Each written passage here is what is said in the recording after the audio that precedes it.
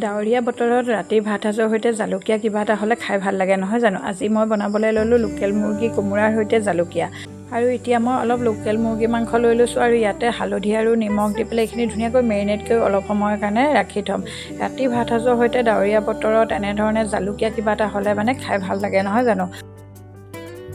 এতিয়া এটা বাতিত মই আদা নহৰু পেষ্ট অলপ লৈ লৈছোঁ। তাতে জিৰা, ধনিয়া, ৰং জলকীয়া গুড়ি আৰু অলপমান সৰহকৈ জালুক দি দিছোঁ।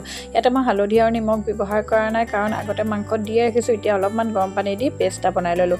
এইফালে কেৰাহীত তেল গৰম হ'বলৈ দিছিলোঁ। তাতে কোমোৰা আৰু আলু অলপ কেইটুকুৰামান দি দিছোঁ অকণমান ডাঙৰ ডাঙৰকৈ কাটি। তাতে হালধি আৰু নিমখ অকণমান দি এইখিনি অকণমান ফ্ৰাই কৰি ল'লোঁ আৰু এইখিনি উঠাই লৈ একেখিনি তেলতে লং, ইলাচি, ডালচেনি আৰু অকণমান গোটা জিৰা লগতে পিঁয়াজখিনি দি পেলাই অকণমান ভাজি ল'লোঁ। আৰু ইয়াতে মই বনাই থোৱা পেষ্টখিনি দি দিলোঁ দেই। আৰু এইখিনি অকণমান ভাজি লৈ ইয়াতে মাংসখিনি দি দিলোঁ আৰু মাংসখিনি দি এইখিনি এতিয়া মই লৰাই লৰাই ভাজি থাকিম। আৰু এতিয়া ইয়াতে মই অকণমান পানীও দি দিছোঁ মাংসখিনি যিহেতু লাগি যাব তলত। আৰু এতিয়া ঢাকোন লগাই অলপ সময় সিজিব দিলোঁ।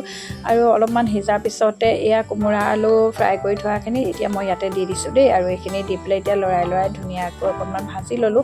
আৰু ইয়াত দেখিছেনে অলপমান সিজি আহিলেই ধুনীয়াকৈ কালাৰটো হৈ আহিছে। এতিয়া মই গৰম পানী দি এইখিনি পুনৰ ঢাকোন লগাই সিজিবলৈ দিম।